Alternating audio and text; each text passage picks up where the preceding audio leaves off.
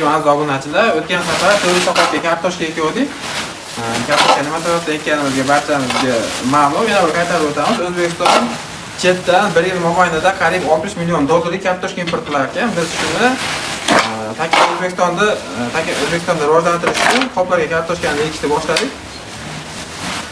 Bu yil sinov sifatida turistik agar yaxshi effekt beradigan bo'lsa, bizdan keyin mutolaalarni ko'paytiramiz. O'zimiz vaqtishma shug'ullanamiz. Bu seximizning bitta burchagiga buni tatbiq qilyapmiz. Endi hozir o'zimizga yegani pomidor va bodring mahsulotlarini qopga ekyapmiz. Buni ham misol uchun agarot yo'qlar, o'zingizlar kuytirishinglar shart emas.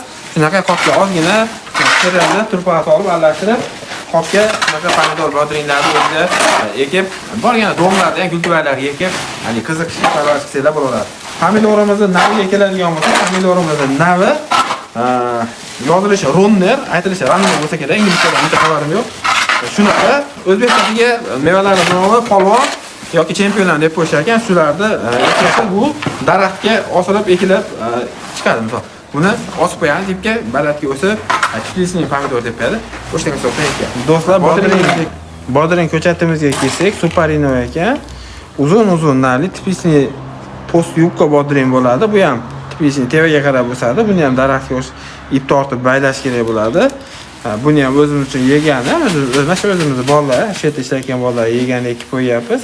Sizlar ham bemalol ekishinglar mumkin. Misol uchun bitta tuyakkami yoki bo'lmasa boshqa nimaga to'g'ri kelsa, yashikkami, qopgami ekib qo'ysanglar, misol foydalansanglar bemalol bo'laveradi.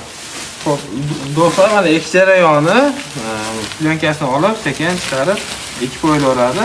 Xo'p, buni ichidagi turpog'ini tarkibiga keladigan bo'lsak, o'zimiz turpoq qo'shilgan, o'zimiz turpoqqa mana sholi to'pon deb qo'yadi. Sholi to'pon qo'shganmiz. O'rniga apelka qo'shsangiz ham bo'laveradi va begomiz. Mana ko'rishingiz mumkin, juda ham chiroyli. Juda ham chiroyli chiranda bo'ladi. Misol uylarga, misol uchun bir 10 ta qilib olib ekib qo'ysanglar, havasga qarab tursanglar, o'zingizlar bandidan uzib yeyish va boshqacha bo'ladi. Endi do'stlar, kanalimizga obuna bo'lib qo'ysanglar, biz shu har 10 kundami, 15 kundami yektirilayotgan qaror jarayonlarini video qilib boramiz. Ko'rib kuzatib borishingiz mumkin.